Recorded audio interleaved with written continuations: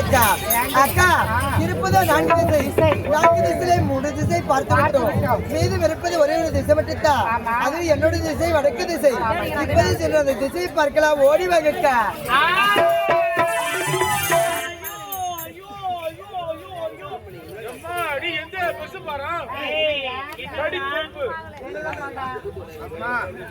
நானும் மனிதன் தானே, என்னை பார்த்து எதற்காக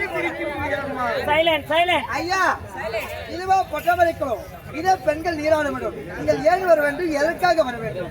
நான் வறண்டு போகின்றது நீர் அருந்தலாம் என்று வந்தேன் அம்மா. அப்படிங்களா ஐயா? பாத்தீங்களா, நீரோடைக்கு போவதற்கு எத்தனையோ வழி இருந்தாலும் இந்த வழியை பார்த்து எதுக்கு வந்துக்கிறாரு? நொண்டியா இருந்தாலும் மொண்டியா இருந்தாலும் ஆசனை ஒண்ணு இருக்கும். தள்ளி நிலுகிறி தேவர மகளே சொல்ல வந்தக்கா. என் கதையை கேட்டால் கல்லும் கரையும் அம்மா. அதிசயமா இருக்குது. சாதத்திலே குழம்புல போட்டா உப்பு கரைன்னு சொல்லுவாங்க.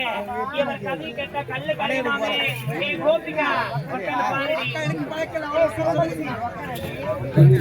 அந்த பழக்கமே கிடையாது. ஒரு நாட்டு இளவரசன் அம்மா, ஒரு நாட்டு இளவரசன்.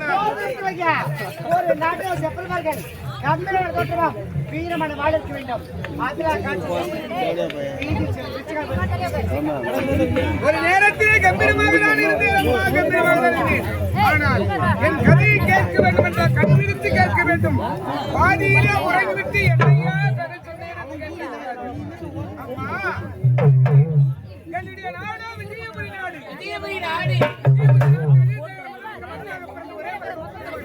எயிலரசன் என்று பேர்.